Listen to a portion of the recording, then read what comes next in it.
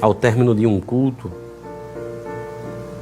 e Deus tinha dito na boca do pregador naquela noite, e disse assim: te prepara para um grande embate. Eu não imaginei que fosse depois do culto, né?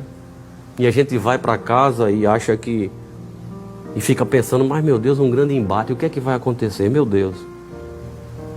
E eu estou chegando em casa quando os jovens ligam: presbítero, volte correndo aqui para a igreja, tem um endemoniado na porta da igreja, caído na calçada. E a gente já orou e já fez rodízio aqui e não tem jeito. Lembro-me bem que o professor Jonas da Tia Deb, ele estava em Carpina nesta noite, visitando um parente. E eu tinha acabado o culto e estava conversando com ele na frente da Assembleia de Deus Matriz de Carpina, na casa de um cunhado dele. E de repente o telefone tocou. E eu disse: professor Jonas, eu vou ter que voltar para a igreja agora porque tem um endemoniado na frente da igreja. Ele disse: eu vou com o senhor. E a gente foi. E eu parei meu carro assim, um pouco distante da cena, porque eu estava com as minhas duas filhas no carro. E começamos uma batalha espiritual. Eu nunca tinha vivido uma experiência daquela, porque era uma legião. E começamos, irmãos, um revezamento. E a gente orava e aquele homem caía. E quando ele caía, outro demônio se manifestava na boca dele com uma voz diferente, com uma ação diferente, com gestos diferentes. E ria. Olha, uma coisa terrível. 9h30, 10h30, às 11h30 da noite, irmãos, estávamos desgastados.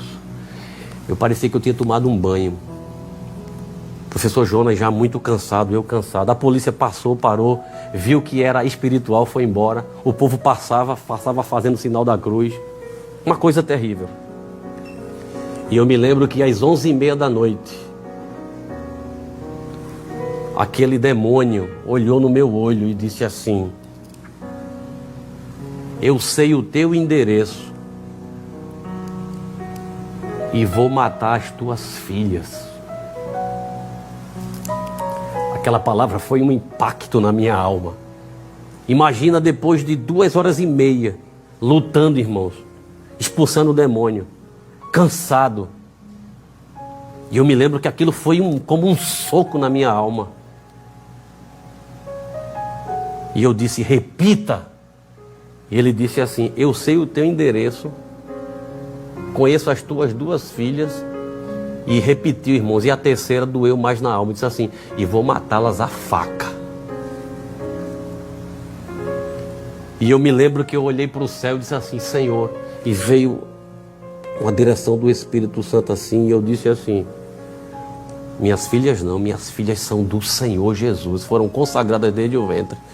Coloquei a mão no peito dele e eu disse assim: espírito imundo, aonde você estiver agora, saia pela boca dele. Foi um impulso que veio da mente. E aquele homem começou a vomitar uma gosma verde. E começou a vomitar muito. E de repente ele deu um pulo. Quem já teve um embate sabe o que eu estou dizendo. E aquele homem se levantou e disse assim: onde é que eu estou? Onde é que eu estou? E eu disse: aqui é Carpina. Ele virou para a igreja, irmão, na calçada da igreja. Ele disse assim: isso é uma igreja, eu quero morar aqui. Eu quero morar nessa igreja.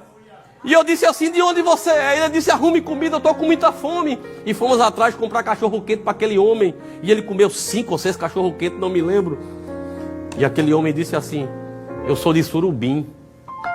Olha, irmãos, aquele homem veio andando de Surubim até Carpina.